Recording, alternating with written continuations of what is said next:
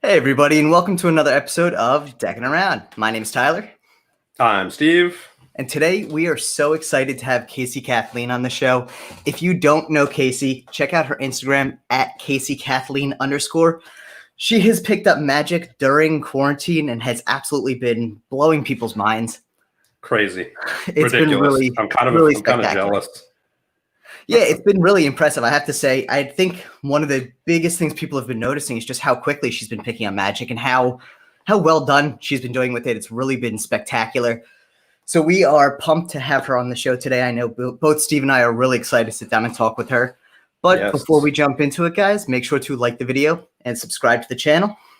And ring the bell. And let's take a quick word from our sponsors here. Hummingbird Feathers mimics the shimmer of a hummingbird in motion. Meticulously created with a specialized printing process using multiple holographic foils. Stunning tuck design and sculpted embossing with master letterpress creation. Featuring limited, standard, and gilded 3-deck sets. Pre-order yours today at marvelousdecks.com. So, Steve. Hummingbird feathers. So well articulated. I'm glad you do. Oh, man. So, you excited for this one, man? I am. We've been waiting for a while. It's awesome. We're excited. I feel like we're ringing out 2020 with some really awesome guests, and I think Casey is just one of many, but we are so excited to have her on tonight. So guys, without further ado, here is Kathleen. Boop. Casey! Awesome. There we go. Hey Casey, how you doing tonight? The fact that her lights are better than ours really upsets me. The whole scene, it just puts it to shame. You could say thank you to Shin for that. No, they look absolutely spectacular. But how are you doing today? Good. Pretty good. Yeah. It's been crazy, but with everything going on, but it's been good as well. Yeah. How's the pandemic affected you at all, or? I mean, it's been pretty like audition. It's been pretty rough in terms of like not having shows and stuff, but I think we've like made do and we're having fun still, and Shin's been teaching me a lot of magic. Yeah. That's cool. Now, I mean, we've obviously talked about it pre-show, before the beginning of the week, but like what all of a sudden, obviously you're involved in the show, for a while, but like what actually got you just psyched on sitting down and really kind of doing your own thing and creating your own style and just really kind of start your own path, I guess you can say? Yeah, I mean, I've always really been interested in magic ever since I was a dancer for Franz Harari. So I've always like been into magic and I've really enjoyed magic. Shin actually started teaching me magic back in 2016 when we met. Oh. And I started learning like card manipulation and stuff like that. That's sort of what I was like interested in. And he said like, if you want to like include dance and magic, that's probably like the best, magic to learn. So yeah, I started like getting into magic then. And then with AGT and everything like that, we sort of got busy and we sort of concentrated on like getting all of Shin's acts ready. And and then after he won, it was like full ball into shows. Right. So then we had to sit down and like create like all his shows and all that stuff. So I just like sort of like, just left it behind for a bit. And then since quarantine and like shows have stopped in that, I've been able to focus more on like, getting back into magic and learning it myself, which has been like, it's given us something to do. Cause like, I don't know, I feel like we like the busyness and we like, going on tour. It makes you guys talk to each other and hang out more. Well, like we're like used to that busy life. So like it was when quarantine started, we were like, oh, like, I don't know. What do we do? And it was like a good like couple thing, and like, it's been really fun and that's cool. So now you mentioned too that you had danced been a dancer for a magic act prior to meeting Shim. Have you? I'm guessing you've always been into performance, though. Like, I feel like a lot of dancers don't start later in life. Have you been performing pretty much your whole life? Yeah, I started dancing when I was like 5 years old, and yeah, I love it. You know, it's just something that's always clicked with me, and yeah, it's just I love performing. I used to also like sing a little bit, and yeah, so I went to college for like performing arts. It was like acting, dancing, and singing. Oh, wow. And then a year out of college, then I got Franz's gig. So that was like my first big like professional job where I like traveled to a different country. So that was like a big, big deal for me. And like, yeah, it was super exciting. And it's definitely something that I'll definitely remember it forever because like I met Shin and like, so yeah, it's good. But yeah, I've been performing ever since I was little. I just love being on stage, and and I feel like magic is sort of the same. Like, it gives me that same feeling, if that makes sense. I don't know. Yeah. And I like the adrenaline and like, I don't know. Yeah, it just gives me the same feeling as dance would. So yeah. Now, do you see yourself kind of starting, like you said, obviously you put all your stuff kind of on the back burner because everything was just so chaotic. Do you see yourself kind of ramping that up again? And then, I mean, obviously you guys can always do stuff together, right? That's the beauty of having kind of like mixed professions, I guess you can say. But are you looking to like create your own act based on dance and magic? And yeah, like I have a couple of ideas. I think I just want to keep learning, and like I want to be like able to do all different styles of magic. I don't want to be like just set in one thing. Like Jackie Yu, I think, is amazing. Like, he knows so many different like styles of magic, and I just want to be like him. Like, I want to be good at illusions, and I want to be good at close up, and I want to be good at manipulation and all that stuff, because then I think I can do more like creatively, if that makes sense, and just tie in everything together. And then that's just I just want to keep practicing. But I have been working on like an act with Shen. I really want to do like this act about butterflies. I just really like butterflies. Nice. Yeah, we've seen some really cool routines that you've done. Yeah. With the butterflies. It's super cool. Yeah, I don't know. I just find them really fascinating and stuff. So I want to like build an act around that. So I started like little pieces, and like Shin and I've been like creating together, which is good and fun.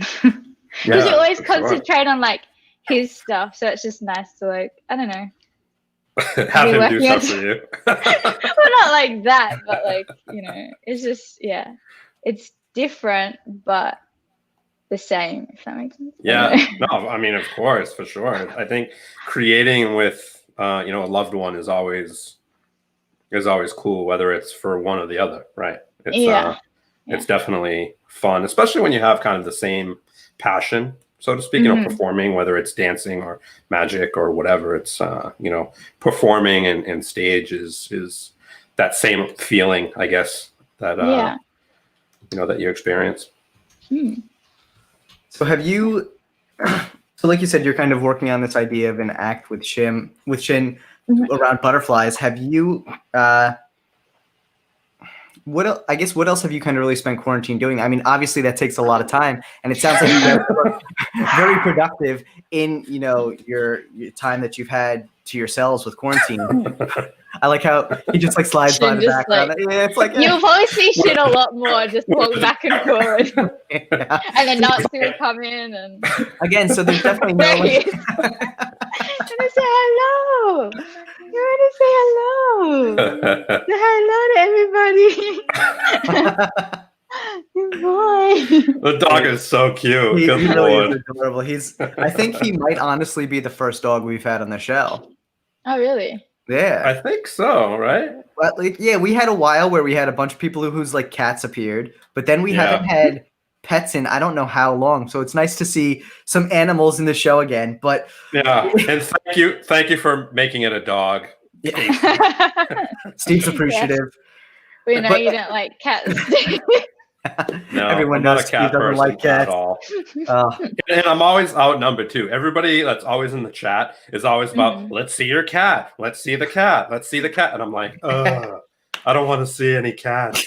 I'm sort of with you. I'm allergic to cats, so yeah, it's not a fun time. I literally unfollow people on my personal profile if they post too many cats. I'm like, peace out. I can't even deal with it. I can't do it.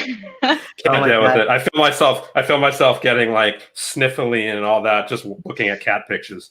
Well, today I'm outnumbered on the show. Then I am the sole cat liker here, so it happened. Yeah, well.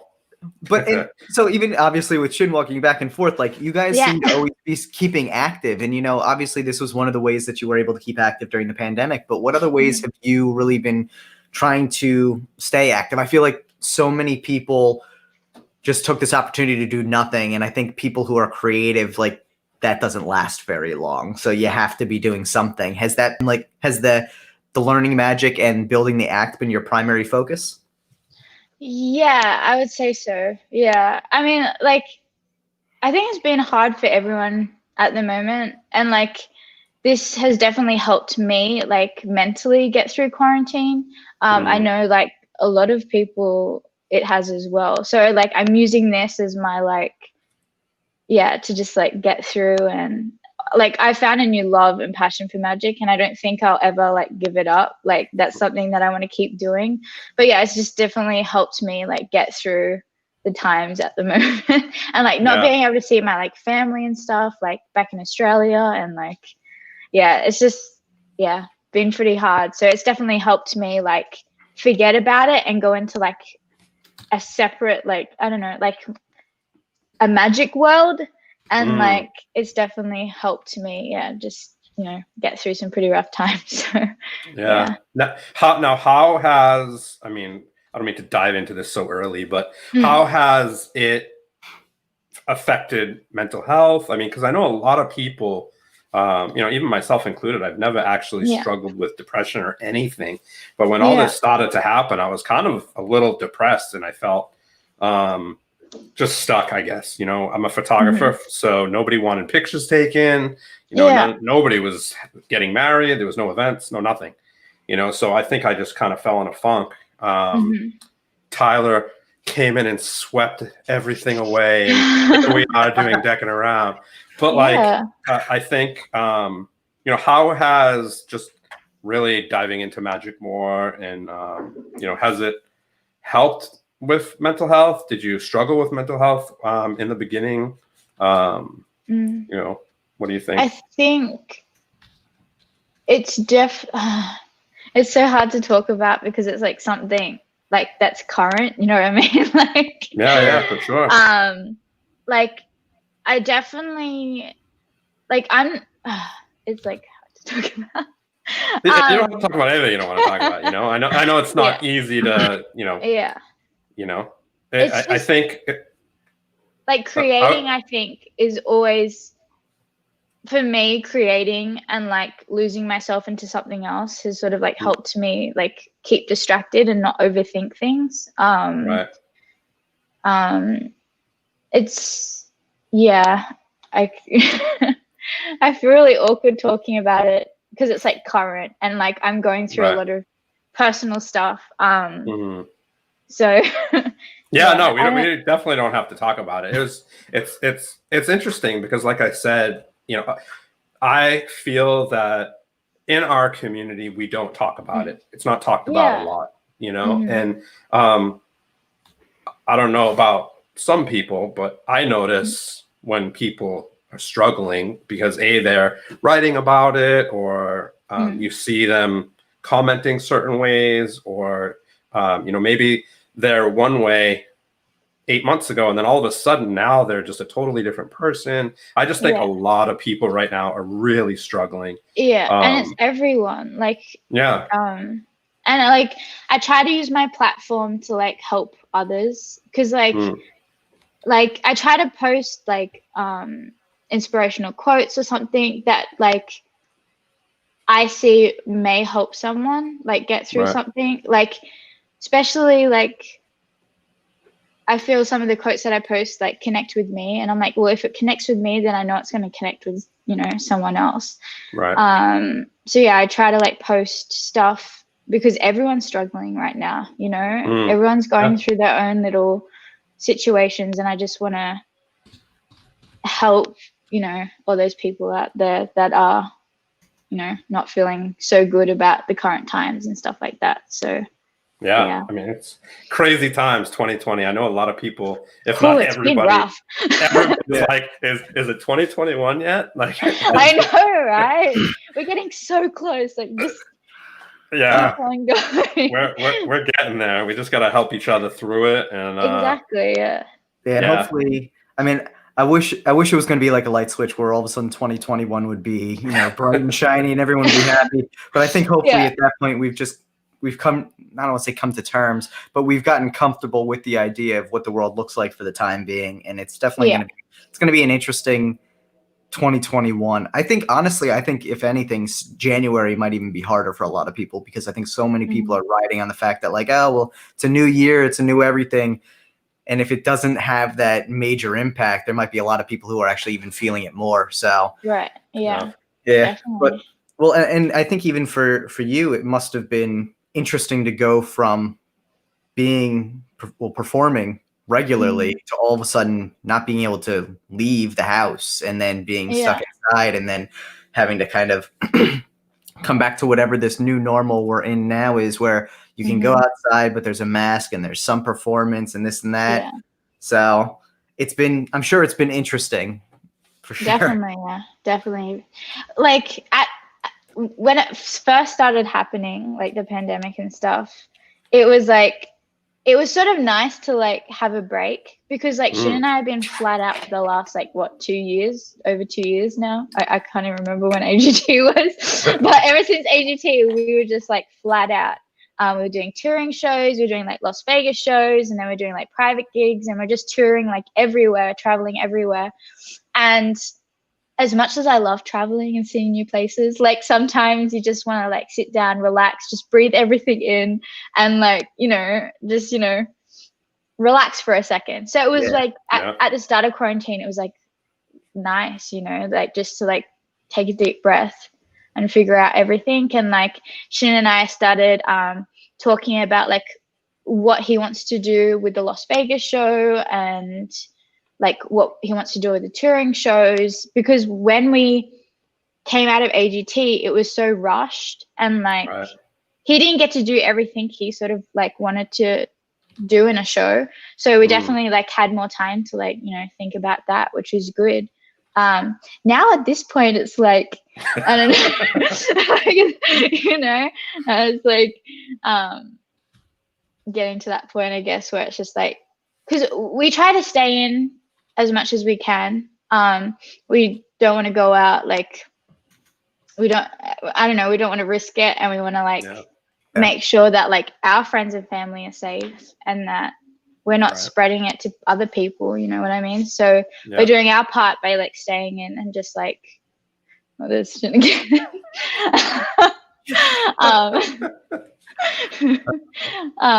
we just want, you know, what I want to see? I want to see Natsu running across the floor and then Shin like trying to catch it like a chicken. Like that's what I just envision, is like Natsu being bad and him like chasing after him. That's if like, so Natsu's the dogs next door like bark, and Natsu just loves barking at them too. So you might hear Natsu start barking at the dogs next door, and then you'll see Shin like running, trying to catch him. Funny. That's so funny. He definitely looks like he's living his best life though, getting carried across the floor. Definitely. He loves being hugged. He loves like, I don't know, he just loves being with us, you know, which I love. You guys are so good to you get to hug and cuddle. No, that's awesome. Hopefully Leslie's not watching the show. Yeah, you'll end up with the dog. Yeah, no, can't happen. But so can't happen. You mentioned that, your family is still in Australia. How has that, how often prior to all this did you get to see them going, 100% all the time? And has that kind of has that been impacted by everything going on?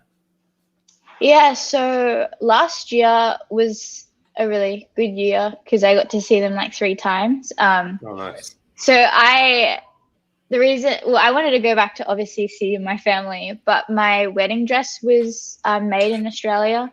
So Shin and I had to like make regular visits so that I could like get fitted and Nice. Smart. for them to like They're very smart. I know, right? But I was like, oh, Shin, we gotta go back to Australia. But Shin, I have to have this wedding dress. It's my mom's wish. So we went over last May, and then we went again in August, and then obviously I got to see my family like at our wedding, which was like really nice because we had like all our family and friends there. It was like really cool because all our friends are from different parts of the world, and all our families are from different parts. So it was like so crazy to have them all there at once, it was like pretty magical and pretty fun. Yeah. Yeah. Sure. Now, you're talking about traveling, obviously. When you're on tour, people have this like thought that when you're on tour, you're traveling the world, you're seeing everything. And it's not a glamorous life. it's definitely not, right? Like you might fly to, let's just say Australia. Obviously you're from Australia, but let's just say Japan. You might go to Japan. I really want to go to Japan. Right, but you and me both. But you might go to Japan, but you might be there for like a day and a half, right? Before you have to fly to Tokyo or wherever. Yeah. It's like people don't understand that you get there. Yeah, no. Yeah, you're on the plane, you get to see everything out the window, and then you get to see everything from the airport to the hotel, and then maybe from like the hotel to the theater, depending like, how far it is. And then you're at the theater the whole day, like rehearsing. Yeah. So you don't like get to see much. You get home at like 2 a.m. and you have to get ready to fly out the next day or exactly. Or you get on a bus like straight after the show, and then you have to try and sleep on a bus and you go to the next city. It's not. I mean, I love going to new places and going on our little adventures. But yeah, sometimes it can be rough, and it's not the most glamorous life. Traveling. Especially on a tour bus, it's like, yeah, you can't even go to the bathroom properly on a tour bus. You can't. It's terrible. It's horrible. You got to always be prepared. If you're going to be on a bus, you have to kind of be prepared of where you're going to be parked, where you're going to be driving. Because if something happens in the middle of the night, you got to do like your business. You got to be able to stop, pull over, whatever. Like you can't. Yeah. It's not as pleasant as people think it is. No. And we're so lucky that we have such like an awesome crew. Like, yeah, it was really fun because we did all our tours at the start of January. It was really fun to like be with our crew. Like everyone's super nice. Everyone's like really helpful. So that definitely helps. Like having a really good crew and having people that you have like fun around, because you can definitely, have true. Good fun experiences on a bus, Yeah, that doesn't leave the bus, right? Yeah.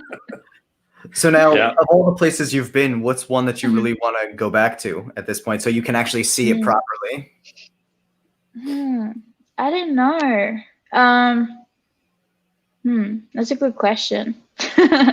Like I love Hawaii. We did a tour in Hawaii, but like Shin and I spent 2 weeks in Hawaii for our wedding and stuff. And I know like Hawaii pretty well because I used to go there as a kid, and it's just a beautiful place. But I don't know in terms of like on tour, like cities that we went on tour. I just don't know because like like we didn't see it happened so fast. Any of it, like it was like so stressful, so it's like I can't really remember like some of the places we went. You ever try remembering the name of the venues? That's even more impossible, right? Oh yeah, that's hard. I'm trying to think though, like where do we go? So we actually had a tour in Chicago. So excuse me, we had a tour in Chicago in March, and that's when like everything started to close down. Yeah. And the governor was like, hey, like we're like gonna start, locking down areas, and we literally had a show the next day, and we're like, what are we gonna do? Like, so we were like freaking out. We're like, are we gonna get stuck in Chicago? Are we not gonna be able to go back home? Like all this stuff. But yeah, it was a pity we couldn't do our Chicago and Milwaukee show and stuff. But I think I would like to like look around Chicago more and like Chicago's fun. Hang out there. Not in the winter. Just stay away from the winter in Chicago. Yeah. If you have an entire city, that has to go underground, not somewhere you want to be in the winter. That's for sure. We spent a lot of time in New York. I really like New York. Is with shows and stuff there. It's Steve, there's like endless. I Pardon? hate New York. I hate you New hate York. New York? I'm from Boston originally. So. Yeah. Boston and New York are like oil and water. Yeah. So I lived in Boston for like a couple of months when I first moved to America. Cool. Yeah. I don't know. Hey, I don't take offense to it. I'm in California now, so it's all good. She definitely took offense to it because I was like, I don't know, because like I was like, I grew up in Sydney and stuff, and a lot was like happening there and stuff. And I don't know, I like busy places where you can like, I don't know, go out to, I don't know, go do stuff. But I feel like in Boston, like maybe it was just where we were living. There was like not much around us. So I felt like I just never left the house, and I was just like at home all the time. Yeah, I mean, because there's a lot to do in Boston. But where were you guys roughly? Waltham?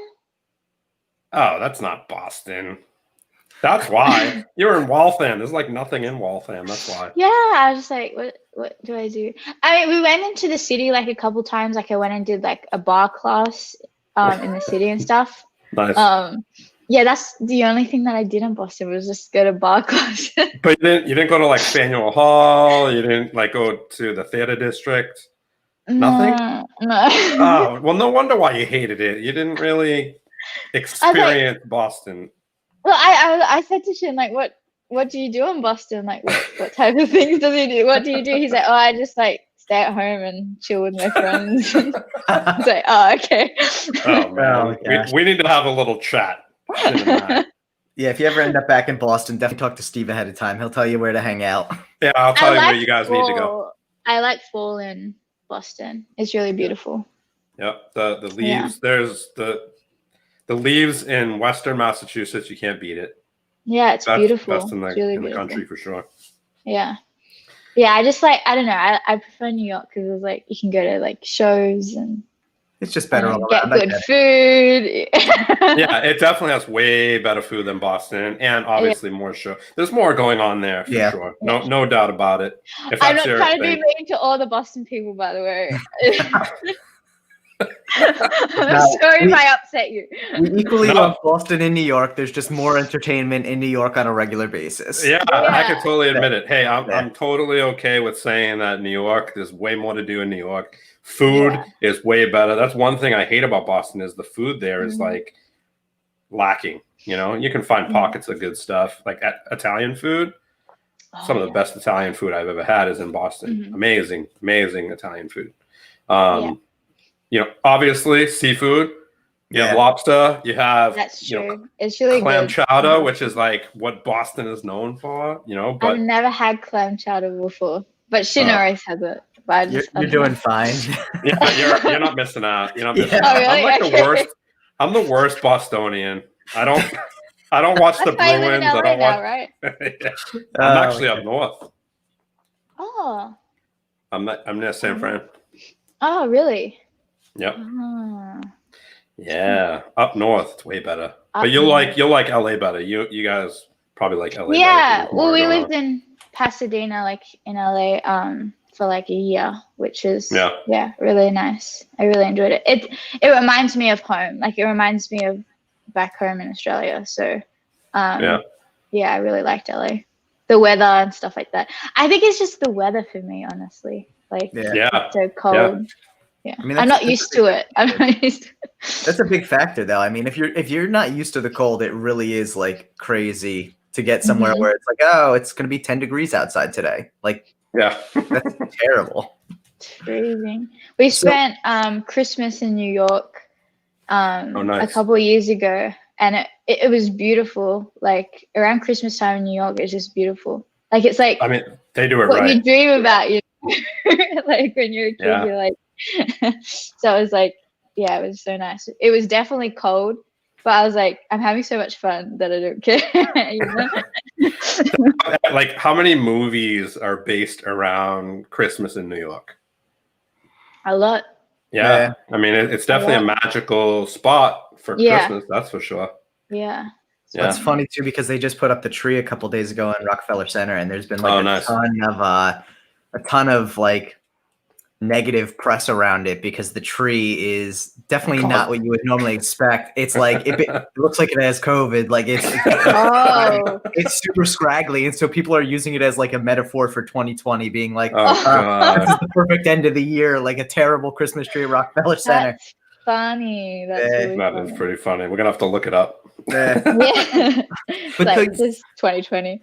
Yeah. So you mentioned, you know, growing up in Australia, what actually brought you, you know, what made you decide to come to the US? Shin. Fair enough.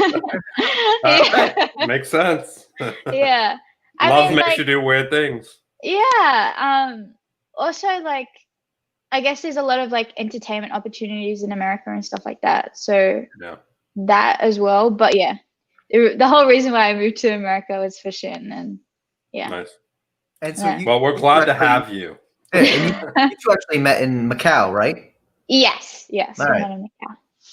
So you guys have definitely traveled the world significantly together in the time you've been together. Yeah.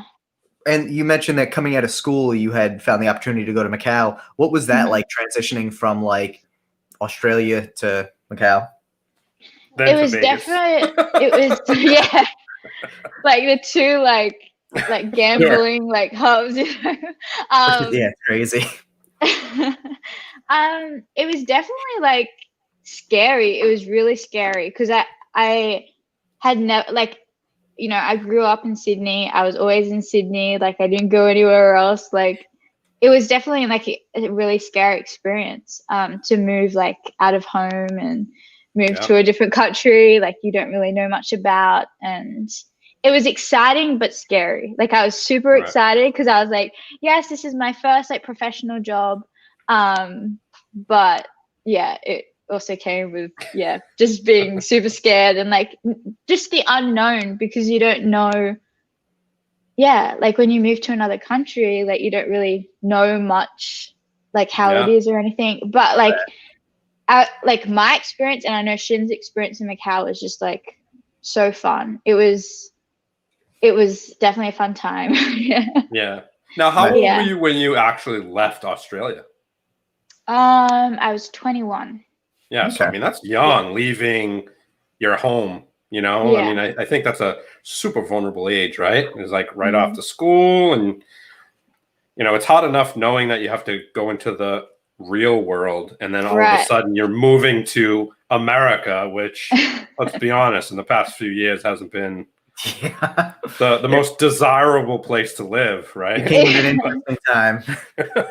Well, I moved to America when I was, how old was I? Shin? I can't remember. When was it? I think it was when I was 23. All right. Oh, cool. Yeah, so I moved to America 23. It's been pretty crazy. Right? Yeah, it's been an interesting one. Yeah, definitely. I feel like, so like Colin, I feel bad. So Colin does a show with Shin at the Mirage, and I feel so bad because Colin literally moved in January to Las Vegas from like Scotland. Oh, man. And then like Corona. Now he's just stuck. And now Oh, he's just here, like no one's doing shows. Like I just feel so bad for him because he like traveled all the way here to do shows, and like shows are just not happening. Oh my God. Yeah, Now, that's- have they, I know that, is it the mayor? Is it the mayor or the governor of Vegas who's a little crazy? She's like an ex-mob boss or something like that. Is she the mayor or I think that's the mayor because the Yeah, I think governor's a guy. Okay, so it's the mayor. Yeah. She's crazy. But I thought that she was going to like open up Vegas for the longest time. She was trying to. Yeah, but then the governor, I don't think wanted to. I don't know. Yeah, I mean, he came in with the common sense and was like, "Duh," you know. Yeah, duh. She's like, "Yeah, let's open up all the casinos," and people are like, "What are you talking about?" She's like, "They're like, you gonna go work there?" She's like, "No, I'm good." Yeah. Crazy. Yeah. So that's It's definitely pretty crazy. have you guys and has that kind of impacted? I know we talked a lot about the idea that you've been home now with all this going on. Has that kind of impacted the day-to-day relationship with people you see on a regular basis? I mean, I feel like you and Shin work very closely prior. So you probably saw each other a lot, but like, yeah. but like when you were out and about, were you bringing like Natsu with you, or were you like hanging out with people around? Like, do you feel like you have a lot more time now to actually be social now that you're home? Which is a weird counter thing. Yeah. Like we get to hang out with more like people that aren't in our crew, if that makes sense. Like we always spend so much time with our crew because we're always like figuring out shows. We're always like touring or something like that, or Vegas shows. Like, but yeah, now we get to like hang out with, other people. Not that it's bad hanging out with them. I love hanging out with them. But yeah, we definitely get to hang out with more people and be more social and stuff like that. So yeah, I feel like, but we do it safely. that's the way to do it. That's the way to do it. I mean, a lot of we test happy hour. everyone that comes in. We try and test everyone that comes in. Yeah. Oh, nice. That's good. Yeah. So like if we have a couple of friends over, we'll just test everyone and make sure they're okay. Nice. But yeah, we sort of stay in our bubble. So, and like we have like friend bubble. Does that make sense? Like you just hang out with certain people. Yeah. Yeah, that makes sense. So like if they're being safe or not, Yeah. My bubble consists of me, Leslie, and her mom. That's my bubble. And the supermarket, obviously. I feel like a lot of people are doing these like bubble things now. Like they only hang out with like certain friends and stuff because that they're safe and whatnot. Yeah. I don't know. Yeah. I've just read a lot about it. You see all the same people and it keeps you feeling a little bit better about it. But yeah, it's been I think there is a lot more concern now about, like you never previously, you're like, I'm going to hang out with so-and-so on Saturday. I wonder where they were Friday night in the past week. Like, you don't ever worry about that. You don't have to, like, yeah. But now, like, it's crazy. It's definitely changed the way we think about all this stuff. So it's definitely, something else. But have you, I had a question too, and I just completely blanked on it. But so we had a question actually in the chat. Someone saw you playing with cards. What deck are you playing with? The Aloha. Oh, nice. I have to focus. There we go. Yeah. Love that manual focus. Yeah, right. Tell us a little bit about the deck and what inspired the whole. So this deck, Shin and I collaborated on, I guess you could say. We made the deck for our wedding, so we wanted to make something that like our like friends and family could like have from our wedding, and then Shin wanted like his fans to still be like a part of our wedding, sort of. And so we just created the Aloha deck because we got married in Hawaii. So it was all like themed around Hawaii. Nice. So, yeah. Now, is pink your favorite color? Yes. How did you know? Now, Can you tell? All right. since we're on the deck talk, now we always have this ritual that we do, and we do it for Stu. I haven't even seen Stu in here yet. Is he? I haven't seen him popping around. Stu is also from Australia. Oh, really? He's one of our. Yeah, he is. He's one of our regulars. I couldn't tell you where though. Yeah, I don't know. Actually, I can tell you exactly where, but yeah, I don't remember now.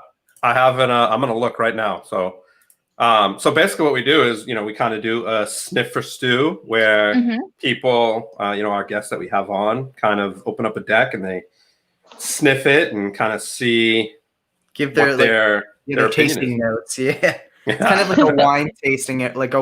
Wine tasting. Yeah. Interesting. Okay. Yeah, you're in the mood? Sure. All right. Smells like paper and cup. So, and it's funny too, because I think, a lot of people don't even realize it, how pungent a deck of playing cards can be, especially when you freshly open one, because of all the glue that's a part of it and all the just the process. But and they all smell different, not all. Really? So different manufacturers can smell significantly different, which we've found over time is interesting. I wanna. Now she's gonna open up another one. Yeah. Yeah, depending on where they're printed, some can smell a little more chemical. Oh, yes. See, and the realization hits, you're now going to smell every deck of cards. You can always get some little extra stuff by giving a little riffle too. It shoots up your nose. Lets all the scent out. If you open a fresh one and you riffle it up your nose, it's almost like it just blows the smell up there. It's very, it can be very assaulting actually. So, I think she just opened up the Aloha one tonight. So yeah, I did. It's a new. Yeah, that fresh that fresh deck smell is something interesting. But yeah, depending on where it's printed, like USPCC versus Cartamundi versus, some of the Taiwanese and Chinese printers, they smell significantly different. Heck That's yeah. crazy. I never knew that. Now you do. Now I do. And I'm going to be sniffing my deck. Literally every single deck that you open I'm now. I wonder what it smells like. Yeah. See, this is what life is all about, appreciating the small things, like what does a deck of cards smell like? Yeah. Oh my gosh. But now here's the question. Yeah. Which do you prefer? Because Aloha is that printed on USPCC, right? Yes. So which one do you prefer? Do you prefer USPCC or Katamundi? That's a good question. I like both of them, really. Yeah. I mean, I think I would have to say USPCC. I don't know. Yeah. I like both. Yeah. I don't want to I don't in case I don't know, people watching from both of them, they'll be like, how dare Casey.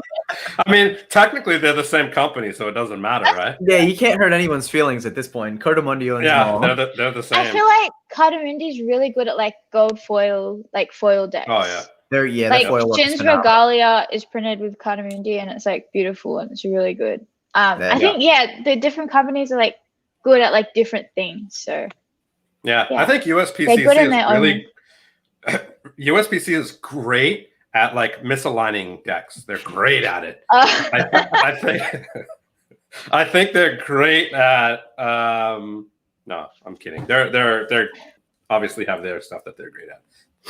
Yeah. No, but I have seen a couple things, yeah. On Instagram about that. I'm sure.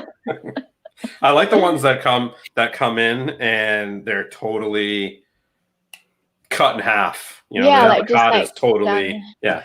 Yeah. It's I do all the Shin's customer service, so sometimes I get things in like that. I'm like, oh no. Yeah, tell me about it. It happens. It just happens, Yeah, no, for sure. Yeah, it's funny too, because we've talked about it in the past and a lot of people are always like, oh, well, how hard would it be to fix the machines? And ultimately, the custom playing card business is such a small portion of what these companies do, it's really not even something that probably comes on a radar for the most part. Even with all the custom cards that are coming out nowadays, it's probably less than 1% of their total business, So it's hard to justify potentially, throwing off other practices or the amount of money it would cost to fix it when it's such a small impact on the bottom line, which is a shame, but yeah, it's how it goes. yeah. Plus, I also think it's so funny thinking about that, like 1%, right? I mean, dude, it's probably significantly less than that, to be very honest. Like, yeah, it's just crazy to think of that because it's all we know. I mean, obviously they do board games and all this other stuff, and obviously their big customers, casinos. That's where they make all their money. Right. Casinos and Magic the Gathering now on the Cardamundi side. Yeah. Yeah, So, I wouldn't even be surprised if they sell more Magic the Gathering than casino decks. Oh man, I wouldn't be surprised either. That game is hot. People love it. So, and it's been around forever now. I feel like 30 years. Probably it's insane. But speaking about games, do you guys like Among Us? Oh no. I haven't even tried it. No, I'm like obsessed right now. It seems like everyone's getting really obsessed with it, and I keep seeing it pop up on Steam, and I'm like, man, I should play this, but I know that I'll lose all of my free time. Oh yeah, like I feel like every night Shin and I are playing. Oh, it's so fun though. All I know about Among Us is that there's an imposter, and that's all I know. Yeah. Steve learned enough to understand the memes. Yeah, exactly. I learned enough to understand the memes, and that was enough for me. No, it does look like a fun game. I keep going back and forth on picking it up, but I feel like it's a fine line when you get a new video game. You spend so much time throwing into it. You're just like, all right, there goes my next 6 weekends. So yeah, I'm like, can't do it. Oh, that's all my Magic practicing time. Going to a game. I can't get involved with a game that's addicting like that. I don't know if anybody knows what the game called Last Shelter. If anybody knows that game, I played that game for 3 years, and it is so addicting. And you meet I've met people that I talk to on the phone now from that game. But it's kind of like Clash of the Clans where you're in an alliance and blah. Oh my god, it's so involved. Everything takes so much time, and it's so much fun. But after a while, literally, you play the game all day long. You don't even realize it, And then you lose track of time, and then you end up playing for 5 hours straight, and then you're like, time to go to bed. 5 hours. I wish it was only 5 hours at times. Sometimes I'm like, holy shit, I've been playing this for 10 hours. 10 hours. So I ended up selling my account. That's crazy. I think it's crazy. $650. That's crazy. It blows my mind how much people are willing to invest. But again, that's the whole thing with this microtransaction economy with these games and everything, where people it's a huge business. It's crazy. Yeah. They make a ton of money.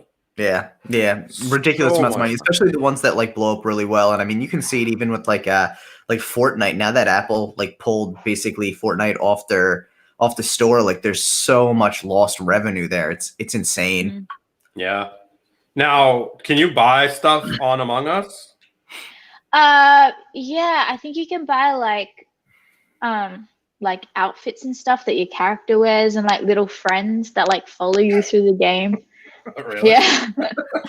It's $3 or something. Oh yeah, that's go ahead. It's crazy. I was gonna say that's how they get you too. You're like, $3. That's not too bad. All of a sudden, you look at your next bill and it's $1,200 on Among Us. You're like, and you're like, wow, I bought that.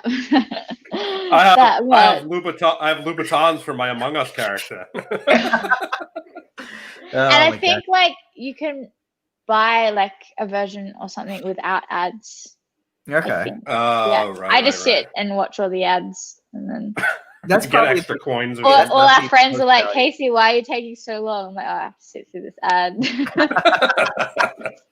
So that's probably the real hilarious. Value. You buy the version without ads, and that's the real value in the game. Otherwise, it's just fictitious stuff, and that's what blows my mind about it. We've built this whole gaming economy around fictitious items, and people. I mean, it's fun. The idea to be able to customize your character is such a strong draw, but like it's crazy. It's absolutely crazy. You'd be surprised as to how much money some of these people spend. Like some of the big people in the last Shelter game, a ton of Russians and a ton of Koreans. And if you get into a Korean or a Russian alliance, you're golden because your people in your alliance are going to be like savages because the amount of money they put into their account is ridiculous. Like hundreds and hundreds and hundreds and hundreds of dollars like a day. It's crazy. We get being a part of the alliance, every $99 that someone spends, you get like a gift. You know, I would go to bed, wake up in the morning, and there'd be like 47 gifts. And I'd be like, good Lord, some people we only have 100 people on our team. So there might be one person buying $3,000 worth of something. That's crazy. Out of control. That oligarch money there. Yeah, right. That blows my mind. I used to see it too, because like when I used to play like some browser-based games, there would be people who would just come on and drop like $10,000, and you'd be like, wait, what? Like what? Why would you do that? I was like, go put yourself a down payment on a house. Like, do something good with it. They already have 10 houses. They don't care. 5 and 11, something like that. But it always blows my mind. So I hear the cards in the background, and I know we mentioned kind of in passing the idea that Among Us steals some of your practice time. And so my question has been, how is the experience? Obviously, learning Magic to kind of occupy time during quarantine, something you enjoyed. Also, how has the experience been bringing that to social media? I feel like social media like keeps me accountable, and it keeps me like, because like I set goals, if that makes sense. So like I'm like, okay, I want to get this like video. I have this like idea, and I want to like post it eventually. So like, and then I give like myself a timeline. I'm like, I want to try and practice this for like 2 weeks, and then I want to post it. You know what I mean? Yeah. So like I'll like practice it. I feel like it makes me like practice and practice and practice because I want to get it good to be able to post it, if that makes sense. So like, for sure. I feel like that's like helping me drive like my practice time and stuff. Okay. If that makes sense. Maybe it's not the best way of doing it, but I find that that's the way that helps me. Like I'm like, oh, I really want to like, post this video. I want to like get really good at it so that it looks, so that people aren't like, oh, you flashed, or like, People are gonna say that anyway, right? No matter what. I know. All the Someone with like a time. microscope, like zooming in as wide as they can, being like, I saw 1 millimeter of the corner of a card there. Like your finger, like did this or something. I don't know. But like, I just want to make sure, that it's, perfect. I'm a perfectionist too. So like, it's perfect for me, So yeah, I feel like it definitely like helps me push out more and more practice, if that makes sense. So I just like Shin taught me 4-for-4, and I really wanted to like have 2 weeks of like practice like all the time, and then be able to post it. So I literally would practice like whenever we were like watching anime or I love anime, by the way. Everything that's not human to me is anime. That's Tyler. I'm always like, that kind of looks anime-ish to me. Yeah, we see like a random cartoon. No. Steve's like, is that anime? I'm like, no, it's just a cartoon. So yeah, like if we're watching anime, or like if we have like people over and like sitting around and talking and stuff, I like practice, or I just try to practice as much as I can, and then when it's ready, I'll post it. But yeah, it definitely helps. I don't know, setting a goal, Yeah. Yeah. So. Now, do you always try to set goals for all? I mean, we had Alex Pandrea on. He literally talked about the same exact thing: is setting time limits, setting goals, and laying it out, making a list, or however people need to navigate through that. But do you find that you do that for a lot of your tricks to learn it, even if you're going to post it or not, or? Yeah, definitely. I think that's the way, just how like I've done everything, like even with dancing, I set a goal. I'm like, I want to be able to like get this dance move within this many weeks, and I'll just keep practicing it. You know, I don't know. That's just how it doesn't work for everyone, but it works for me. Right. It's like I write it down. I have like this little like weekly planner over here where I just like write down all the tricks. Yeah, right here. Kind of where all my fingerprints were a minute ago, right here. Yeah.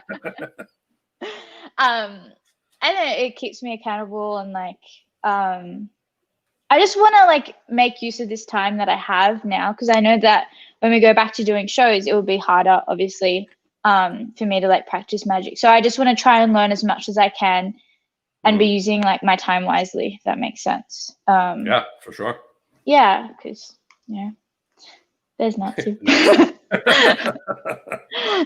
I saw him like waddle into the one room, and then he came out the other room. Natsu, you want to say hello? You want to say hello? Come here, baby. Come here. He did not want me to pick him up. Oh my gosh.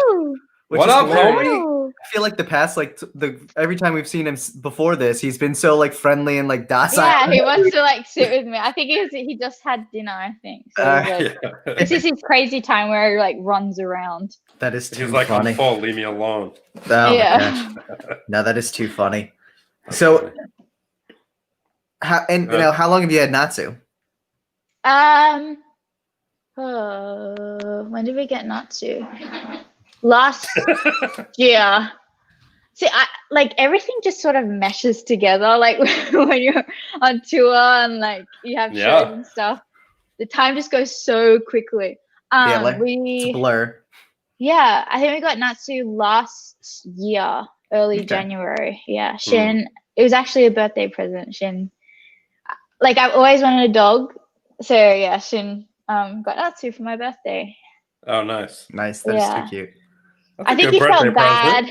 Yeah, I think he felt bad because like he was always like leaving me to like go do private things or something. So he was like, "Oh, I feel like you do like I don't know." And I didn't have like many friends when I moved to the US, so like he was like a good, like I don't know. He's awesome. Yeah, he's always with us. Very well. Yeah, like it was just nice to like have him around, you know. Yeah. I don't really like being alone and stuff like by myself, so it was nice like having him around, and I could play with him and talk to him even though he can't talk back. Dogs, it's crazy. Like animals in general, not just dogs, it doesn't even matter, but I think they're consoling, you know, like you can talk to them, they're not going to laugh at you, they're not going to say get over it, they're not going to say you're crazy. They're just going to be like, they're there. Yeah, and then they'll just click you and be like, it's okay.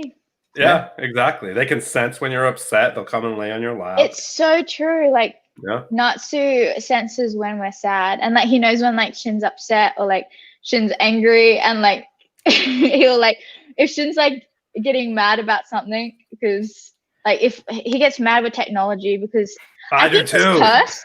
I think he's cursed. You know what? I'm going to tell you why. I'm going to tell you why he gets aggravated at technology, and this is the same reason why I do, because it should just work. Shit, it's 2020. Right. Shit should just work. The fact that Tyler and I have to use, like, we use two softwares. We use StreamYard for this, but we use Skype for our deck specs. And the fact that you just can't use one freaking program to do everything that actually works. Look at them. Oh, they're playing in the back. You know, it's just, I totally understand. I don't swear as much. I swear more when I'm dealing with technology and trying to fix technology than any other time. It's ridiculous. I think Shin's cursed though, because like whenever he gets like a new iPhone or he gets like a computer or like a new camera or something, it just seems to like mess up. I don't know, like it. You know what, Casey? You know what? I don't know if it's him being cursed. It's just not knowing. It's everybody just not knowing what he's doing. You know what? He's a black belt at magic, but he's a white belt at technology. That's what it is. There you go. No, he's actually pretty good with technology. I don't know, like his iPhone's always like the sound. Oh, I just moved my computer. The sound or something, like when he's filming something and then the sound doesn't work and he's like, wait, what happened? Like I don't know, little things like that would happen. and then he would have to like reshoot it because he's like, "Where's my audio?" Oh, trust me, we know it happens to us. We'll shoot an hour and a half Kickstarter review. Yeah, and then nothing works. Yeah, and then there's also been days where I forgot to hit record. So no. I want to say that's only happened once, but I think it's happened twice. So. It's happened twice. The funny thing is I'll be, we'll just finish. It was an hour and a half. We recorded this Kickstarter recap, and we go over everything, Yeah. And then it's never on a week where there's like 5 decks. It's always on a week where there's 20. Like 15, 20 decks. And I'll be in the kitchen cooking my dinner, and then all of a sudden he's like, "Bro, we gotta redo it." I'm like, "What?" He's like, and you can always tell too. You can always tell when we had to re-record it because when we're going through it again, we're like, "Good luck." Like, next. We're very efficient, and neither of us has a smile on when that happens. Yeah, you're just like, doing this for a second. Yeah. I remember Shin was filming the trailer for 52 Shades. It was like version 3, and he shot everything, and then his his hard drive like crashed, and he lost like everything, like the tutorial, the trailer, everything. He already edited it, like everything was like done, and then like he had to refilm everything, and he was just so mad. Yeah, that's a lot of work. I know. Brutal. Especially editing. The shooting part isn't as bad. It's the actual editing after that's a pain in the ass. Oh yeah. Oh my god, I hate it. Yeah, I couldn't imagine. That would drive me nuts. I mean, again, we get frustrated when we have to redo a 3-minute video. So all of that would drive me. I'd be so like downtrodden after that. I would need like a day. I'd need a full day to just step back and be like, I'm not doing this right now. I need a day to just process, and then I'll get back into it. Like Tyler gets a little aggro. It's funny. Oh my god, I definitely do. Like when things don't work, like it's funny because on the show, like I'm usually not the one who curses frequently. Steve is, and that's perfectly fine. But off show, when stuff goes wrong, like Steve's just like, "Whoa, dude." Like it happens, but we had a funny little mishap that a couple months ago where we recorded a video, and in the beginning of the video, Tyler, this is my expert editing here. Yeah, basically we were recording and it got messed up or whatever while we were recording, and Tyler goes, "Fuck," and then and that was like a it's like in the first minute of the video. Yeah, it was the first minute of the video, and then it kept going, and I was like, blah, blah, blah, blah, blah, and then we like just roll with it. And then he posted it, and people were like, whoa, Tyler swore before Steve? Everyone's like astonished. Yeah, it was pretty funny. The Kardashian was like, what video is that? we edited it. I cut that out. Yeah. Yeah. It'll be in the blooper. It'll be in the blooper. Yeah. It'll definitely be in the blooper reel at the end of the year because we got a lot of bloopers.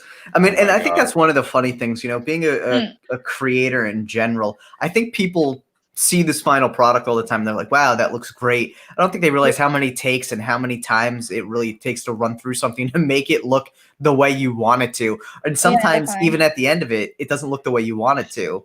You're happy with it. You're happy enough with it that you'll post it. Yeah. And then you don't have the end of it because someone comments, "Oh, you flashed." All the time.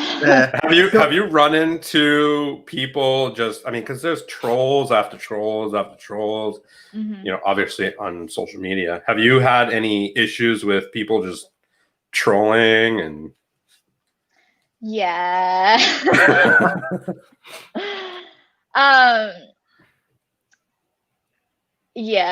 Like I know it's gonna happen like it's social media and stuff like that. Like I feel like you can't really let it bother you because everyone's entitled to their own opinions. Like, some people won't like stuff and some people will, and that's fine, but like I like at the start when I was first putting out like my magic videos and stuff, it did get a bit like I did get upset about it because I was like, I've like spent all these hours like practicing and like setting up like how I want to do it and like all this stuff, and it got to me at the start, and then I just had to learn that you can't let it bother you. Everyone can have their own opinion. Like everyone won't like you, and then some people will. So it's just like, yeah, just whatever. Yeah. Okay, that's for sure. There's always Like I gonna be had, someone to do it. yeah, I had this like one person that has made like multiple accounts just to like be mean, and like it's like upsetting, you know, like. Yeah. Because I feel like I'm like, why do you hate me so much to like, you know, write like horrible things or like call me nicknames and stuff? And it's like I don't know, I just want to get behind their head and like understand, I don't know why, but you can't, you know. Yeah. I mean, chances are they're not going to open up, right? Right. Yeah.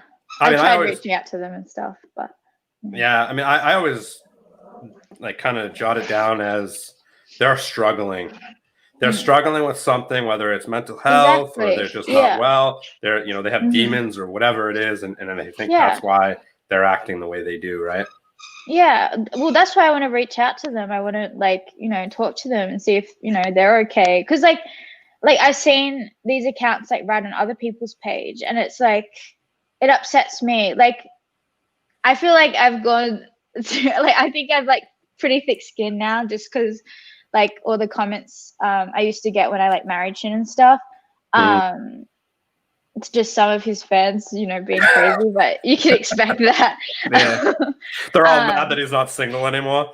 Yeah, they're like, how dare you? I don't know, just being silly. Like, oh, you're not good enough for him, or I don't know, just people get vicious. Stupid stuff. People are crazy. They are. Like, when I married Shin, like I had this girl message me being like, if I ever see you, like, look out, and like I'm just like, what have I done? Like I don't even know you. Like, that's crazy. You don't know me. But yeah, it's just like I feel like I'm pretty thick-skinned now to that stuff. I don't know, like being around it like quite a bit, but it upsets me like when those people like go hurt other people, and it's like maybe someone that's not, I don't know, it just like upsets me because I know everyone's like going through stuff right now, and it's just not the time nor place to be like, I don't know, being mean, making nicknames for people and all that. So yeah, we have nicknames for Tyler, but they're sweet ones. Yeah. What's your nickname, Tyler? I don't know. Now I'm concerned. What's my nickname? I don't know. We call what did we call you? We call him Buttercup. That's my nickname for him. That's my nickname. I call him that when we're talking about how because he needs his beauty sleep. He goes to bed early. He goes to bed early. Midnight. That's early, bro. Really? That's early. That's like around the time I go to bed. Steve's up till like 4 a.m. and then wakes up somehow at like 8 a.m. He only needs like 4 hours of sleep.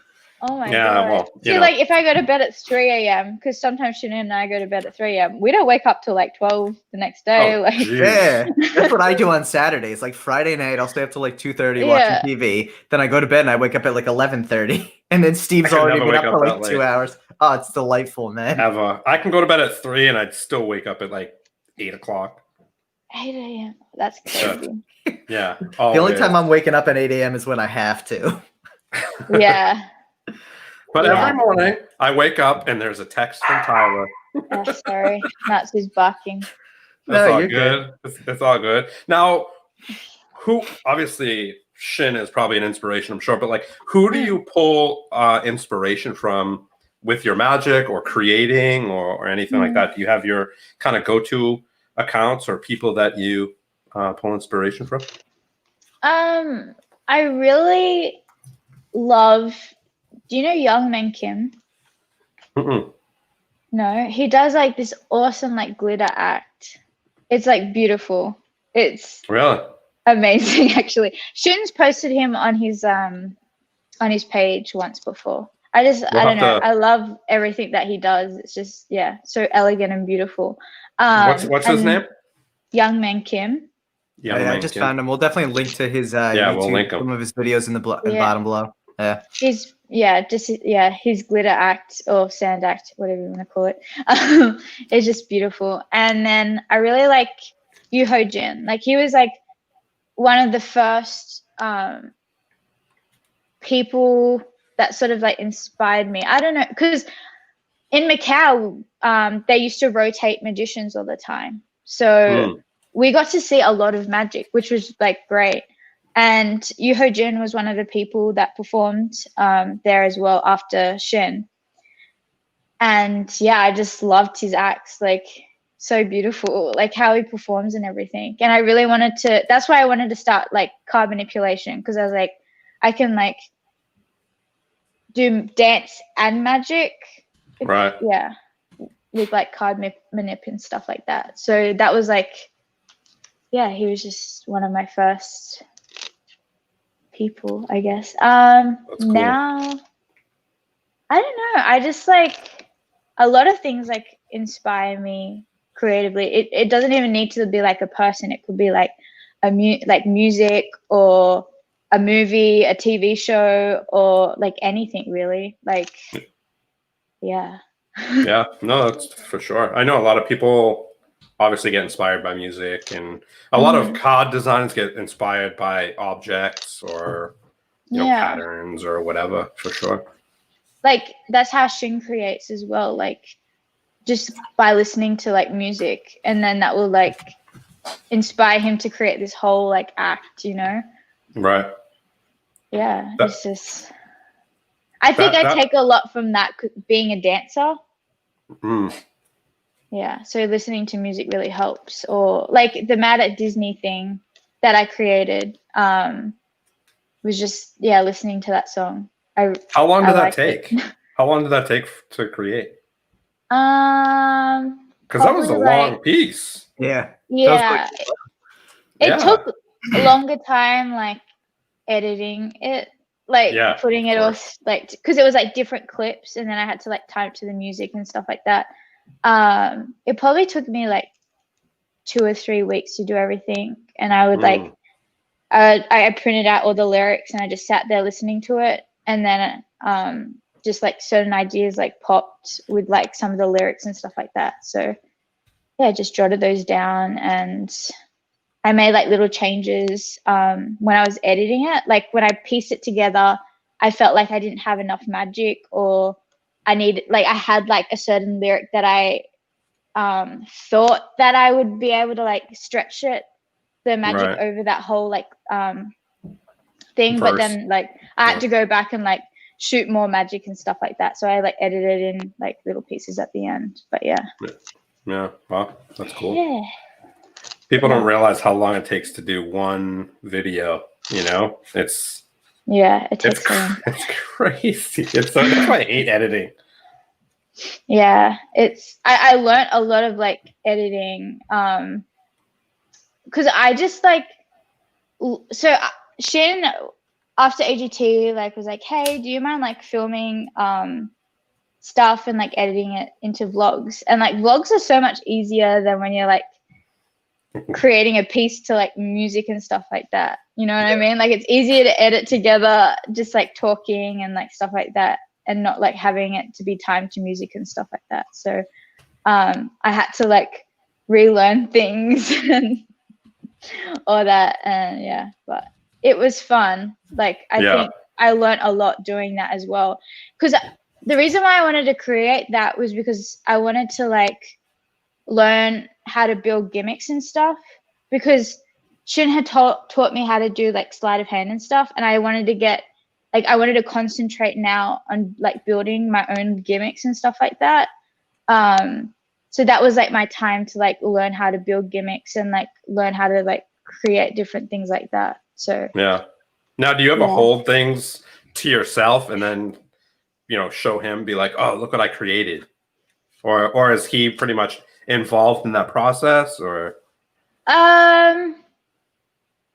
He's probably involved in that process. Yeah. Yeah. I'm so bad. I love doing secrets on people, you know, like surprises, I guess is the best word. I love surprising people with stuff. So I'm all about like trying to do something and then presenting it, you know? Well, I was. I love secrets. I hate secrets so much. And Steve's always like, dude, you'll never guess what happened. And I'm like, what? And he's like, I can't tell you. I'm like, oh my God. That's like my nightmare right there. Like, No, I'll be like, guess who we got for the show? And he's like, I don't know. I'll be like, I can't tell you yet. like, that drives me nuts. Drives me nuts. I do it on purpose though. I know. It drives me even more nuts because you do it on purpose. Yeah. But yeah, like maybe I'll have an idea and I don't know how to like make it or like do it. So I'll go to Shin, I'll be like, hey, I want to make this happen, you know, and then he'll sit down with me and help create it, which is like really nice to have him there, you know. I'm super lucky because I have Shin, you know, to like bounce ideas off or like it's just awesome like having him there because he has so much knowledge about magic. Right. So, yeah, no, I mean, that's great. And I think it's interesting because I'm sure you help him in other ways, whether it's around music or, you know, the performance aspect of it. You know what I mean? Yeah. Yeah. Like for me, it's like looking at it like as an overall, I think I'm just, good at looking over it as an overall, like making sure there's a storyline, stuff like that. But he's good with all like the tricks and stuff like that. Hey, it's all that's good. It's definitely utilize that as much as you can, right? Yeah, that's what we do. stuff that Tyler's good at, I'm like, bro, take care of it. And stuff that I'm good at, he's like, yo, can you do that? I'm like, yes. Dude, it makes life easier, and I think that's all what a good partnership's about. And obviously, you know, you two clearly are good partners, not only in life, but clearly in the creative side of things as well, which is exciting. It's a lot of fun. It's a lot of fun. And I think a lot of that comes through though too, and I think that's one of the most amazing parts of a lot of the content you create is the stuff you're putting out there on your own is phenomenal, but then the stuff you put out there with Shim, whether it's, you know, playing off each other or whatever it is, there's so much emotion behind it. And I think that's also why both of you have such a great following, is because you do share that and you put out that emotion that people can feel. Yeah, definitely. Now, we talked about this before. It's like when, obviously, before you were recording yourself doing all, you know, your own magic, you had to record him, right? For all his videos and stuff like that. And like, it's your turn now. He has to get in like these weird positions, like. Oh, it's so funny because like I've spent years, I guess, like filming Shin stuff and you know, just doing magic stuff. I'm not going to give it away. And now I'm like, it's your turn. Nice. That's awesome. I was like, now you know how I feel. Now that's when you gotta like when he's recording, you gotta be like, oh, I didn't do it right. Oh, record it again. He's like, it looks perfect. No, you gotta do another one. You gotta do another one. Yeah. Well, like, because like Shin's a perfectionist too. Like he likes having things like, you know, close to, you know, his perfect view, you know. So like he'll be like, oh no, I need to shoot this again. I need to do this again. I need to do this again. And because like we're like similar in that like sense. And now he's like, oh my god, just hurry up! Like, I'm like, excuse me, like, how many times have I stood there and like reshoot like all? That's so funny. That is too funny. Yeah, that's hilarious. Thank you, Mark. Yes, thanks, Mark. We always appreciate the support, man. So, and I think one of the other great things you're doing on your social media, and we talked about this a little bit early as well, is you're really highlighting a lot of other females within the community who are doing magic, which is something that, you know, when you first got involved in this, how did you feel about the female presence within the community? I definitely felt like, because like when I was starting out, I would go on YouTube or something and I would type in like female magicians or like, like online. And I guess there wasn't like that many out there, or like there is, but it's just not out there. Do you know what I mean? Yeah, for sure. So like, I just wanted to start posting the people that I'm inspired by, and and I think there's a lot of female magicians that we don't know, but we should, because they're like amazingly talented. So I just wanted to like highlight those people that I were inspired by and that I thought were amazing and just need more recognition. You know what I mean? Yeah. I mean, honestly, like, I'm so glad that he brought that up, because half the time I don't even know the people that you post. So it definitely opens up my eyes to all new people that I can follow and just bring them more attention that they deserve, because they're so good. They're so talented. No, it's really cool seeing so many talented female magicians, cardists, whatever, kind of being, the spotlight, which is really cool. Yeah, no, it's very well deserved. And it really is amazing. Like Steve said, I think it's always interesting to come across a new magician in any light, but more often than not, that female presence just isn't there. And to see someone who has such a strong platform really use it to bring up other female magicians who deserve the spotlight as well really is encouraging. Yeah. And they're also talented and beautiful. Like, they're just beautiful people. I love talking to them about magic and stuff like that. Like, and I feel like now I have like friends like in the community. You know what I mean? Yeah, like, and that we can like talk to about like, I don't know, tricks and stuff like that. It's just nice to like, throw things back and forth. It's nice to throw things back and forth off Shin, but sometimes it's nice to like have other, people there too. Yeah. I mean, it's always important to build a circle you can bounce things off of, not just one person, because you get so many different perspectives. I have sorry. No, you're good. Again, like I said, a very free-form show. Anything can happen here, including hair in the eye. So started like, okay, I'm good now, I think. And like you said, this has created an opportunity for you to really get to know a lot more female magicians within the community. Have you? Yeah. Was it a lot of you reaching out to them or them reaching out to you? I feel like a lot of times when someone with a larger presence comes out and shares your stuff, people like kind of like get in that like fan mode a little bit. Was a lot of them just being like, "Oh my gosh, thank you so much for sharing," or was it like you reaching out to start those dialogues? I try to like reach out to a lot of them. I mean, no. When I first started, like, no one really knew who I was, and now like people have, like, a lot of other female magicians now have been following me, and like reaching out to me and being like, hey, like, I'd love if you could like look at this video that I made and all that stuff. So at the start, yes, it was definitely me like reaching out to a lot of them, but now they've started to like reach out to me, which is like nice, and I get to have a chat with them about stuff, and that's really cool. Help them with like their videos and stuff like that too. So well, and even on your TikTok, it seems like you feature. It's not really about you per se. It's really about featuring all the people within the community, which I think is so awesome.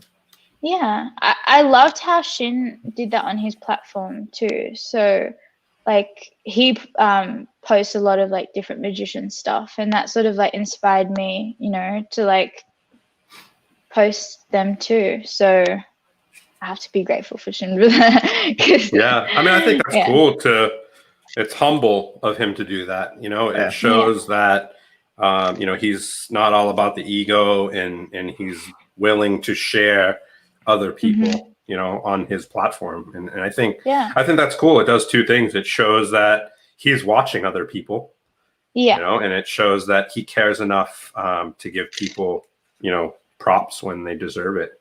It's cool. Yeah. I loved his segment that he was doing. It was like he was posting people's acts, and he would make like a short, like 1 minute version of like their acts. And I thought that was like really cool. Oh, wow. It like, I don't know, it was really cool, like how he like edited their acts together and made it obviously within that minute to like, post it and stuff like that. Sorry. It's all good. He is Natsu wants to talk every once in a while. It's okay. That's what the show's all about. He hardly barks. Like the only time he barks is if someone knocks at the door, or if the dogs next door are barking, he won't Oh my have gosh. like his 2 cents, you know. I think someone knocked at the door. So That is too funny. I think Shin got takeaway. So Oh, nice. What'd you guys get? I don't know. I'm just eating leftovers tonight, but I don't know what Shin got. So that actually brings us to a very good question here that we had submitted pre-show from an anonymous person that said, Yeah. what's your favorite meal of the day?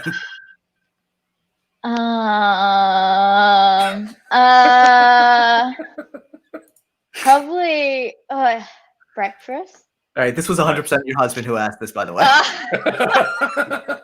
He's such a dog. So I was like, all right, yeah, that's a good one to ask. We can ask that one. We'll let that one slide. That's so funny. And I have to say that I was impressed with the amount of questions that came through that were actually good, but also some strange ones. We had someone who wanted to know what your favorite type of cheese was. Cheese. I don't eat cheese because I can't have dairy. So there you go. What about like not a fan of like goat cheese? I don't know people. Dude, people on the internet want to know crazy things. But yeah, that's fine. I don't care. Ask away. Yeah. I'll answer them. Whatchamacallit? Mock just asked, are you still dancing? Not really. I sort of like when I moved to America, I got harder and harder to like go to class. Especially just with AGT and stuff like that, and then touring, all that stuff. It got like hard. I like try to go to class like every so often, or like go to like a bar class. I really enjoy like going to those bar classes. Nice. I don't know if you know those. Yeah. They're huge now. They're super. Yeah, they are. Yeah. I like at the start of quarantine. I definitely started like because all these choreographers that I really love back at home were doing like online courses and like online tutorials because in Australia they went on lockdown too. And so I started like buying a couple of those tutorials, and in the house that we moved in, I have like a little dance room. So I just like learn the dances in there. But yeah, it's hard to like go to class and stuff like that with everything that we got that goes on. But I do try. Nice. Hopefully, like when the world goes back to normal and we have like Vegas shows, like they're like normal Vegas shows, then I'll make a schedule and definitely go because I would love to learn like aerial and all that stuff. So yeah, I want to get back into it definitely. Yeah, that'd be cool. You can add it into your show. Yeah, I really want to like. I have a couple of ideas that I want to do with dancing and stuff like that. Yeah. So cool. I haven't seen any magicians do that stuff.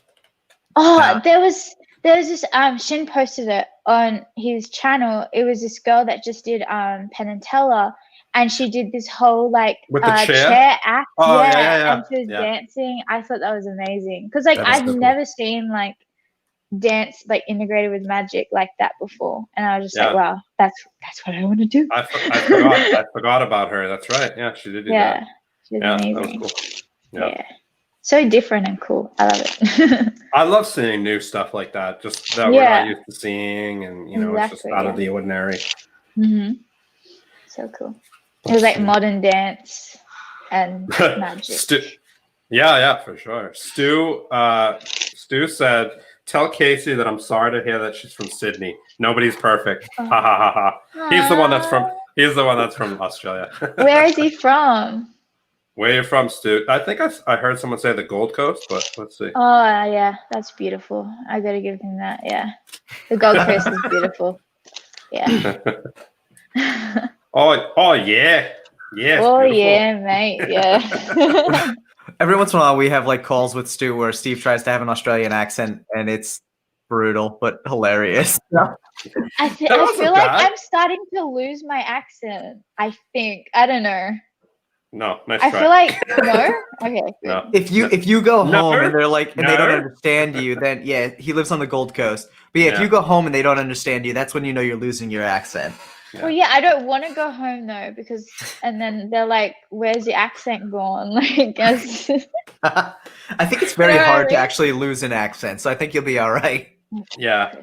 I think you have such a. Here's the thing with like your accent. Well, there's a difference between accents and pronunciations, right? And I think with the way you pronounce your words, I don't think that's going to change. It's such a strong way of pronouncing, and it's the same thing because I don't have an accent. I just pronounce my words differently. Yeah, you don't have that like thick Bostonian accent that you would expect.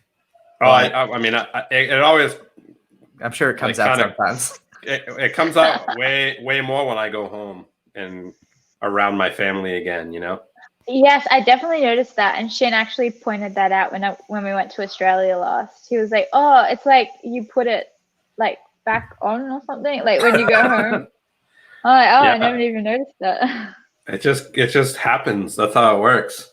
Yeah. We got a question. Will you ever audition on AGT? As a magician. So I've done Australia's Got Talent before. Really? But, yeah. I was just a dancer, like a, dancer in a group. Oh, okay. Cool. You'll have to let us know and we can link it. Yo, if it's on YouTube. Is it on YouTube? Yes. Yeah. He's like, I was we'll just track like it down. I tap danced for like a drag queen, and she sang a song and stuff like that. Oh, cool! Yeah, that's awesome. Drag queens rock. I love drag queens. Yeah. I like tap dancing. As weird as that sounds, I don't know why. I've always been fascinated. But oh my gosh, it blows my mind. I don't know why, but yeah, it's like one of my favorite styles of dance is tap. Yeah. Nice. Yeah, I think tap and musical theater. Okay, interesting. Sorry, Shin's just grading stuff and you don't have to apologize, honestly. Blending stuff. So it's really interesting too. This platform has great like noise reduction for background noise. So like it's so minimal in the background. It's not even like sweet. Yeah, they really do a great job with this. I feel like I'm plugging them on this thing here, but so again, like you've been building this act, and have you kind of been working towards, I guess it all depends on when quarantine ends, but I'm guessing that this is something that you really once the pandemic ends, you want to get out there and really start performing again with this butterfly magic act? I'm concentrating on learning more magic and I want to be like Shin. I want to have huge knowledge of magic, I just I want to get better. I want to maybe eventually though, if I think it's good act and I know how to do everything, and but I feel like I'm still just like in the beginning stages of like learning magic, and I just want to learn, and then I'll think about that. That never ends, right? I think that's true. And I think that's the good thing, especially with magic. I mean, God, there's so much to learn. There's so much, But the cool thing about it is you can create this act and just practice, and just get so good at it that's your performance. And then obviously that's like nothing to do because you already master it. You know what I mean? And then while you're doing that, that's where you create other stuff and learn other stuff, and Yeah, that's right. Like I'm in like the early stages of creating this act. Cool. I actually got booked for like a private gig, which actually really surprised me because I was like, it made me feel good about myself, Awesome. So that like pushed me to like get parts of this act done so that I could perform it on that private gig that I did. That's awesome. So there's like a small I've done like a small part of it, and I just want to keep adding to it. I have some like other ideas for it too. So nice. Yeah. Congratulations! You got your first gig. That's awesome. I know. I was so excited about it. I felt so good. Like you got paid, right? Yeah. Nice. So you're technically a magician now. You're technically you're a professional magician. That's awesome. I never expected, like, at the start of the quarantine that I would be doing, like, a gig or something. That's awesome, that's though. Hilarious. I was so excited. Shin was so happy too. He was like, "Oh, that's awesome! Like, congrats." Yeah. No, that really is so exciting. And then Shin's at home with Natsu going, "She's on her gig, buddy." Like talking to the dog while she's out on her first professional gig. I love it. So good. So now it was so awesome. Yeah. Like picking up magic too. So like heavily during quarantine, I think one of the things that people are really impressed by is just the amount of skill you've been showing in the magic that you put out. And obviously that takes a lot of practice, but what's one of the things you've really like had a tough time with picking up, like magic related? The laser deal. Okay. I mean, learning that sleight is hard. Like the color changing, like snap deal is like really hard. I'm still sort of struggling with it, but like it's something that I just want to keep practicing because I definitely want to get that because Takumi is like amazing at doing it. I'm just like, oh my god, like I mean, he learned from the best, right? Yeah, that's right. Yeah. Yeah. So I just want to keep practicing that, but I feel like I like get obsessed over like getting it right. You know what I mean? Like I just keep practicing until it's like good. Yeah, I mean that's the way to do it. That's one of the like ones that I just want to get. Like I just want to get it, so I just like keep practicing. So. That's awesome though. It's really hard. I mean, it's so cool looking too. Yeah, it's crazy. Have you ever seen? You know who Ashley Goodwin is? Yes, I do. Yes, I posted one of her stuff. She has a dope laser deal. Oh, I've never seen her laser deal before. Yeah. I'll have to check it out. Yeah, she's really good. She is good. She's amazing. Yeah. You guys, it'd be cool to see you guys collab. Yeah, definitely. Yeah. It's so funny because she's like, hard thing for me is laser deal, and I'm like, hard thing for me is anaconda. Hard thing for me is like all these easy things. It's so funny. I feel like Shin teaches me all the hard stuff first. Well, once you know the hard stuff, the easy stuff's easy, right? Yeah. So like when I first started learning magic back in 2016, he's like, "Oh, watch this guy Yu Ho Jin," because Shin really loves Yu Ho Jin's work as well. And I was like, okay. And I was like, what should I learn first, like from him? And then he's like, oh, learn the color split fans. And like, that's hard. That is really hard. So that was the first trick I ever learned was the colored split fans. Yeah, but you know what the crazy thing is I've seen your clip shift too. Yeah, that's he taught me that hard. too at the start. Like at the start. That's hard too. Like, that's learn this. Some people don't even know how to do that after doing it for a year. That's crazy. And so, like, if you had to put a time on it, I'm sure it's more of a in the downtime kind of thing, but how much time do you say you practice a day? It's hard to like know because I just sort of sit there while we watch like, I don't know, a movie or TV shows. Like Shin and I, before we go to bed, we like watch like 2 hours of anime like each night. So I guess I practice that whole like 2 hours. What's your favorite anime? We got that question. One Piece. One Piece. All right. Yeah. Nice. Like Shin and I really like Fairy Tail too. That's where Natsu's name came from. Okay. But yeah, One Piece is like what we're watching at the moment. That's what we enjoy watching. Yeah. Right. I have no idea what that is. One Piece to me is something that women wear. So we wanted because at the start of quarantine, we were watching like all these like Netflix series, and we're just like, it would be over, and then we're like, what do we watch? Yeah. And then we're like running out of TV shows to watch during quarantine. So we're like, I was like, I know this anime that has like over 900 episodes. You want to start it? And she's like, okay. 900? Yeah, we're like halfway through it now. I mean, granted, they're probably what, like 20-minute episodes, somewhere around there. 30 yeah, they're 20-minute episodes. So, yeah. But 900? That's so Steve, it's only 450 hours of television, or But by the time quarantine ends and we go back to normal, like we'll be finished. It's great. Yeah. Yeah. I've been watching King's Avatar. If you haven't checked it out, is a phenomenal one as well. Though it's in second season and it releases sporadically, but it's very good. So. Steve, another thing that I'm not in touch with. Yeah, You know, Steve, I'm just not included with this anime and Among Us stuff. I just gotta leave. we just got to get you No, start just watching gotta- anime. Yeah. Yeah, and you got to start playing Among Us with Shinno. It's a fun time. I think at this Fun point, time. like I'm sold on Among Us. I gotta go pick it up after this, though. I may have to do the non-ad version because I just can't can't with ads. I mean, Yeah, they're like 30-second ads, like after each play, so you just like. that's not do too it. bad. So, So but then your people have to friends wait just for you to get wait in. for you. Yeah.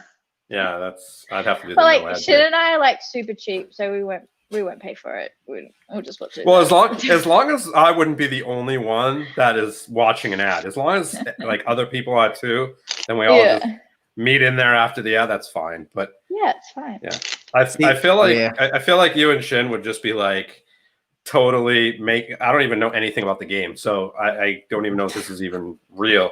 Would totally be making me the bad guy, and I'd just be like trying to learn how to play and be like, yeah, you're doing a good job, Steve. Keep going. It's like it's fun, especially when you're imposter, because like it's just it's so funny. You just need to play it, Steve. Steve, we're gonna make this happen. This weekend, you and I will download it and we'll start to play. We'll figure it out. So and we then don't we'll reach out to the Yeah, when we'll reach out. Yeah, that way we don't come out of it being complete noobs. Watch some like YouTube videos on how to play. I feel like it helps because then you like figure out like how you want to be when you're imposter. Like what are you gonna say to make people believe that you're not imposter, like you're a crewmate. Like Interesting. Yeah. Very interesting. It does sound interesting. I'm nervous now. Yeah. This is gonna be a fun time, Steve. We're gonna document our Among Us journey. I think you could stream it. It would be great. Yeah, we'll make it happen. We have a Twitch channel. Maybe we'll do it on Twitch. Yeah, there you go. Is it a? I mean, I guess it's a computer game, right? So you can get it on Steam, but if you get it on Steam, you have to pay $5. Oh. Yeah, they like don't a have month or something, or no total. Like it's $5 one time. They don't have a. That's fine. They don't have a ad version. Oh, that's cool. $5, and then that's it. Yeah, that's fine. I don't want to play it on my phone. Who wants to play it on this phone? I play it on my phone. Oh, really? Yeah. Oh, okay. Steve, we'll figure it out, Steve. Don't worry. We'll work on all the No, you can play on your computer as well. Unless you want to save the $5 for a Magic download instead. Yeah, probably not. No, we'll figure out the logistics on it. Oh my gosh. See, we're already here. We go. Fiddlin' Johnny says that's a great idea. Stream it. We will. Yeah. We will figure out the logistics on this, Johnny. Steve and I already spend a very lot of time together, so we'll make it work. Though it may not be a frequent streaming thing, but every once in a while we may have to check it out. We'll see how much Steve likes it. Yeah, I'm sure I'll like it. I like it. I love video games. I love them. Yeah. But they just suck so much time. I know. Yeah, definitely. They really do. And the best way for me not to get sucked into time is like downloading them. Yeah, I made that mistake. Yeah. I mean, during quarantine, yeah. But it's been a lot of fun, and like we've met like a lot of people as well through the game, and like hung out with them. It's like fun because you get to hang out with your friends and like check in with them and have some fun. Yeah, maybe we'll see. We'll see. Todd, did you have another question? You said I was just running through, and I was actually, I have to say, I'm very impressed with some of the some of the questions we got here, and for two reasons. One, I always expect there to be weird or creepy questions in there. I have to say there were a minimum of those, so thank you to everyone who submitted questions for not being creepy. I think people know better by now. They know better when they ask us creepy questions. They're gonna. Do you call them out? You're like, this person said this. Yeah, we'll out for sure. I think the other thing though about it is a bunch of people genuinely were just like, "Hey, hope you're doing well." Like, I think that's so nice. Like sometimes humanity gives me hope again. So yeah. I always say that to Leslie. I'm always like, I would hate people if I didn't love people so much. Like, you know what I mean? Like, I love people, but at the same time, I just see so much horrible things that people do, and I'm just like, good Lord. Like, yeah. It's crazy. It's literally crazy. So one of the questions, and I think we kind of touched on it with, a little bit of, we probably touched on it throughout the discussion at some point, but what's your favorite trick to perform and to watch?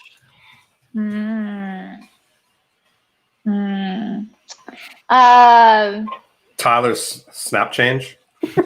So I'm never doing a snap change live again after Vince Perry shot me down. So funny. My favorite trick that Shin's taught me would have to be like 4-4-4. I don't know. It's just, or like the duck change is so fun just to like keep playing with. You know what I mean?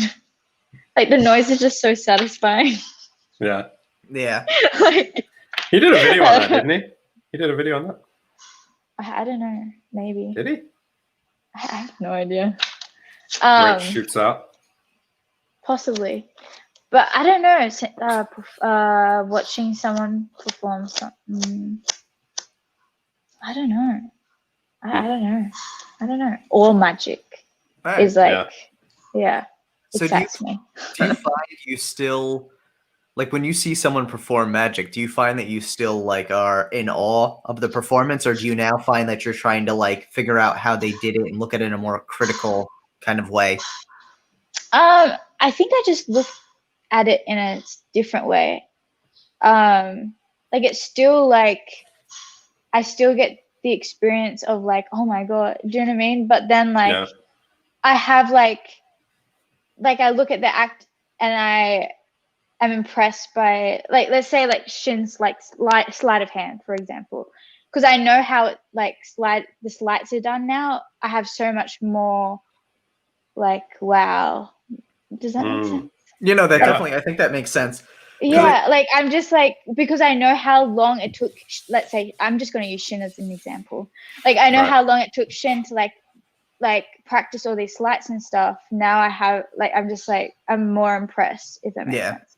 No, I definitely think that makes sense. I think for me, knowing how something's done and still not seeing a flash, like still not seeing where they did it is even more amazing to me. Even if it's something simple as like, I don't know, DPS or something, where you're like, I know how that's done, but I'm watching it and I still can't see where it's done. Like even if I know, I think that's amazing to me. Yeah, definitely. Yeah. Now we got one of the. Yeah, no, for sure. I hear you. We got a question that said, not including any decks that Shin has done or you collaborating with him. What's your favorite deck other than your decks? So I actually think I have a couple of my favorite. I would say like the avocados. I don't know, they're so nice. Cute. Yeah. And they feel really nice. They really do. Cam and OPC always come out with amazing decks. Oh, they're so good. And then these Nox. They're pink. The pink ones. I don't know. I like the coloring and stuff like that. But they would have to probably be my favorite. Nice. But avocados feel so nice. Like all of the decks that OPC comes out with is just really good. They do a really nice job. Great job. And they're always fun. They're always fun decks. Yeah. I love how creative he is with everything. He's brilliant. He's brilliant. That's for sure. Anytime he drops a deck, the first thing I always look at are like what little like fun things they added into the courts to go with the theme. Where it's like, oh my god, absolutely my favorite part. Yeah. I literally go through the whole deck and I pull out all the court cards and I'm just like, oh, this, it's always so fun. I think there was one in that one where they're like eating avocado toast and stuff like that. It's so good. Yeah. There's like eggs in the deck of cards. We always end up coming to food. What's your favorite food that you like? Obviously you love breakfast, but the only reason I like breakfast is because like I have a nice banana smoothie and it like sets me up, for the day. Yeah. But one of my favorite foods, I love Italian food because I love like pasta and lasagna and stuff. It makes me feel horribly sick, but I love eating it.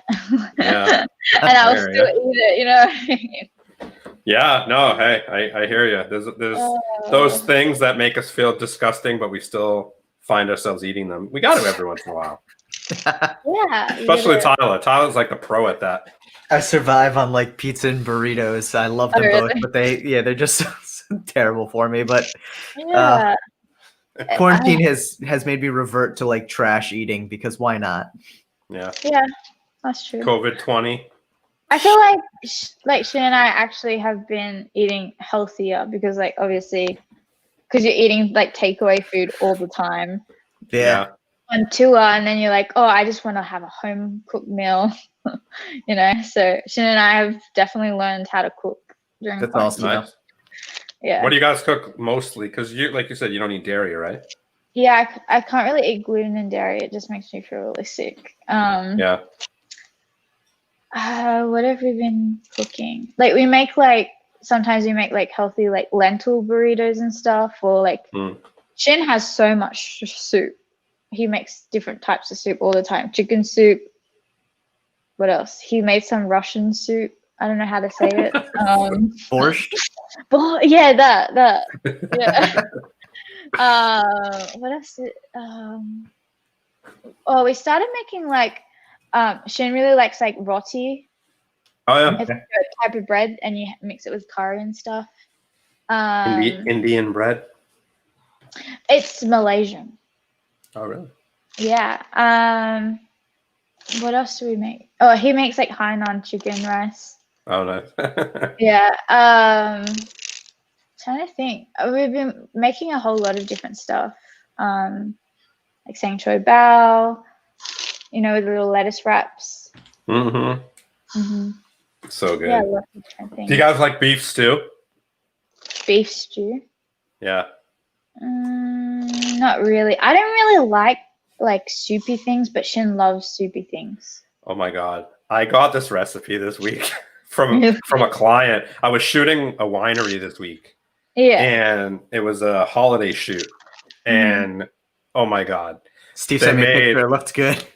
They made beef stew for the photos.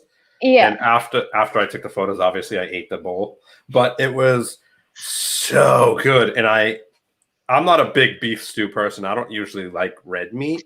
Oh my god. If he likes like soups and stuff like that, it's amazing. It is so good. I'll send it to you guys. Yeah, I'll send it. I'm sure honestly, you love it. Yeah, you probably like it too. Here you go. Here's the picture. It's so like it was such a hearty looking stew too. It wasn't like soupy. It was almost just like like a kind of a wet meal. It was a dream. He sent me this with no context, and I was just like, "Man, this looks delicious." I'm like, "What is this from? Like, was this your lunch today or your photo shoot?" He's like, "Both." I'm like, "Ah, delicious." It was so. That's the one thing I've shot. I used to work for an authentic Italian restaurant. I used to be the in-house photographer for them. Oh my god, the amount of food I ate, like it was ridiculous. That's crazy. Yeah, I'm trying to think. I like pumpkin soup or like tomato soup, if that makes sense. Yeah. Okay. Like those types of soups. I don't know. Maybe it's just like the standard. Yeah, I'm not too fancy with my soups. Nothing wrong I'm with that. Jewish, so I'm all about chicken soup. Like Shin hates like just tomato soup. You know what I mean? Yeah, I don't like tomato soup either. I can't eat that. I only do it with like grilled cheese, but I feel like a grilled cheese and tomato soup is probably not a good combo for you. Oh no, not at all. Yeah, I'm not a tomato juice too. I don't understand how people can drink tomato I can't juice. do tomato juice. Yeah. Yeah.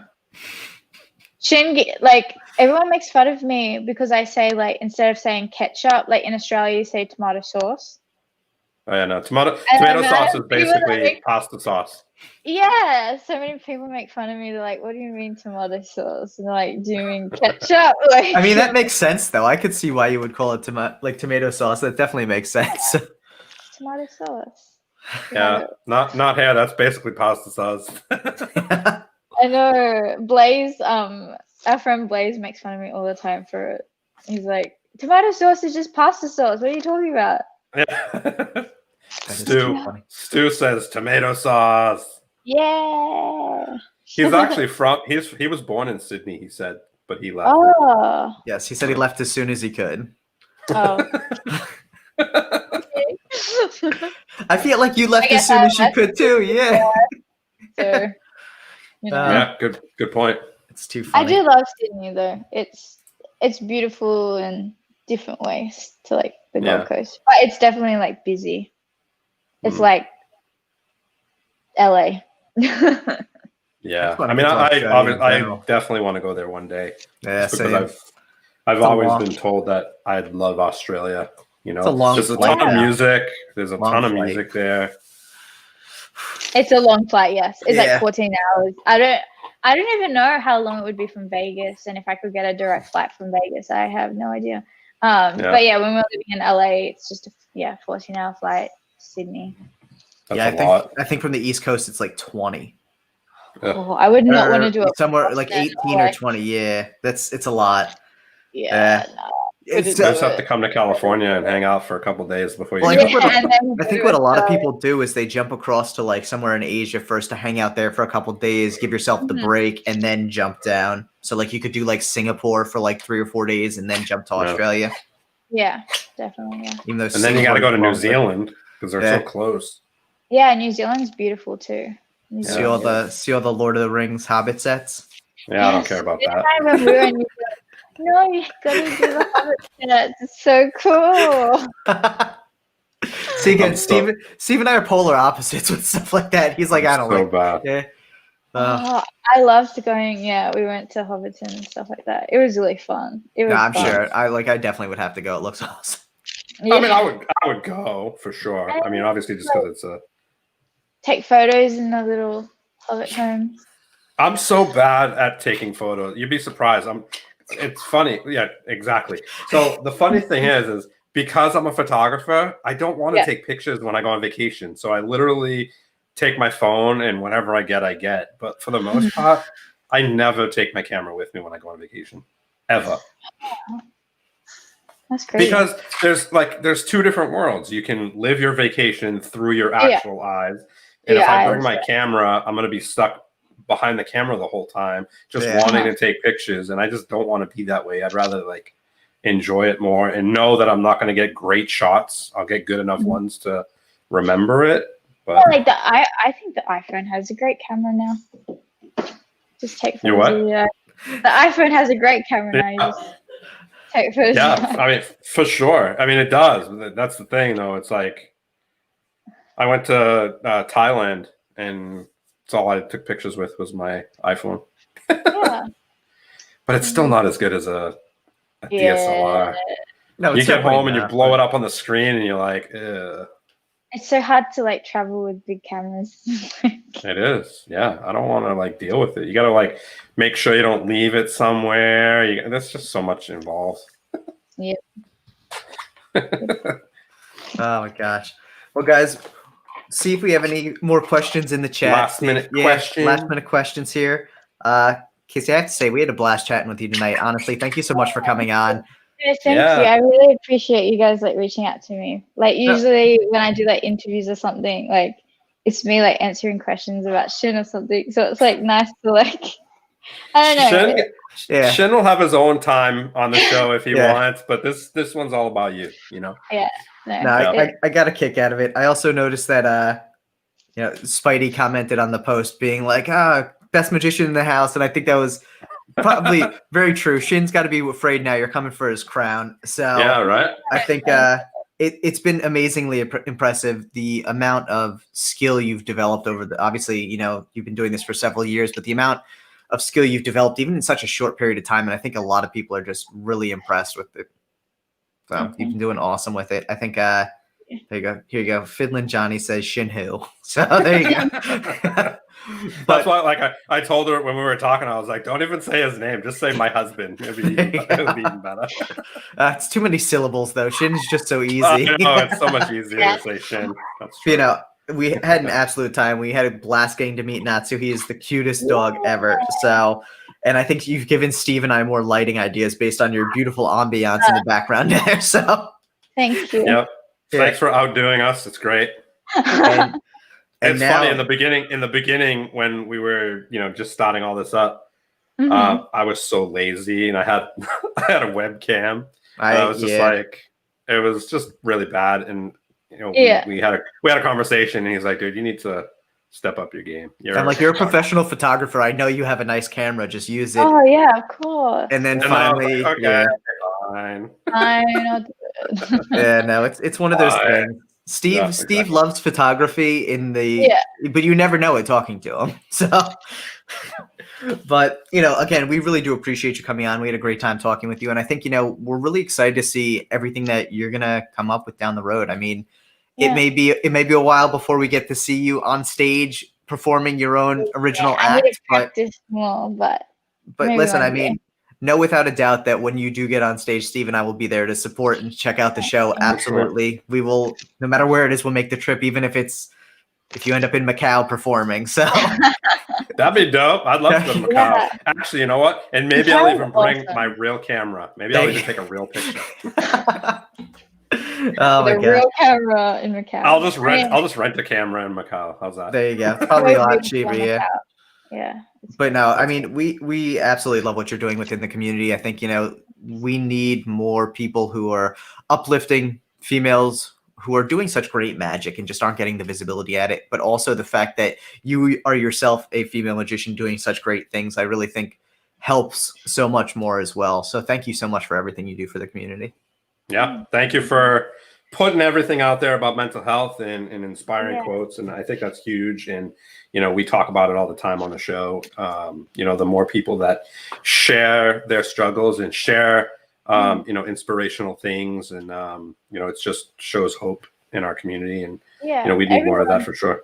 Struggling, and it's just, it's just how you deal with it and stuff. But yeah, stick together. That's what it's all about. Yeah. Help each other out, talk to one another. Yeah. Yep. Definitely. Love one another. No name calling. Yeah, no name calling or it's all about that being respectful. Just being nice to each other and love each other and bring each other up, Yep. It's agreed. sad not seeing, I don't know, it's sad seeing online now how negative it is, and it, especially during these times, I think we should be helping each other and bringing up one another. So absolutely agreed. Just help one another, and I don't know, send out some nice messages to people because everyone's struggling at the moment. Yeah, agreed. Yeah, everybody head over to Casey's Instagram, follow her. Follow her yet. Hit our subscribe button. Follow me if you don't want to. But you should, because the content is amazing, to be very honest. Awesome. If you have any interest in magic, her content is phenomenal. And the energy that comes from the videos is awesome. If you are having a bad day, one of those videos will definitely lift you up. So check it out. Yep, for sure. Yeah. Thank you, everybody, for coming on. And thank you, Casey. Yeah. We got dive into our end session. End spiel. Yeah, so thank you again, everyone, for coming out tonight. We really do appreciate all the support you show. Make sure to like the video and subscribe to the channel if you haven't already. Obviously, we do these every Thursday, but next week, because it's a holiday, we're actually going to be doing Deckin Around on Wednesday. Stick around, too, after this ad reel. We're going to be telling you who next week's guest is. Wrong one. Hummingbird feathers mimics the shimmer of a hummingbird in motion. Meticulously created with a specialized printing process using multiple holographic foils. Stunning tuck design and sculpted embossing with master letterpress creation. Featuring limited, standard, and gilded 3-deck sets. Pre-order yours today at marvelousdecks.com. I like how somebody said I lost my accent, and listening to that. So guys, next week's guest, we haven't had a designer on the show in a while now, so it's going to be a fun episode. Next week's guest is going to be Alex Chin. He is the designer of the NPCCD deck playing cards. Alex is an awesome guy, an amazing designer, and he also runs Portfolio 52, which is a playing card catalog software online, portfolio52.com. Make sure to check it out. We're really excited to have Alex on. And again, that's going to be on Wednesday at 8 p.m. Eastern Standard Time, because we don't want to take up your Thursday for Thanksgiving for anyone who's in the U.S. celebrating the holiday. So Wednesday at 8 p.m., guys, we'll definitely make sure to announce that out. Again, Casey, thank you so much for coming on. It's just been a fun time. Thank you guys. Thank you guys. And thank you for everyone watching. Yeah, we appreciate every one of you. Make sure to check out the links below. We had a lot of fun stuff we talked about tonight. We're going to be linking to all of that down below in the comments. So get familiar with it, with One Piece, with all of the great magicians that we talked about and everything. So thank you, everyone. Enjoy your Thursday night. Peace.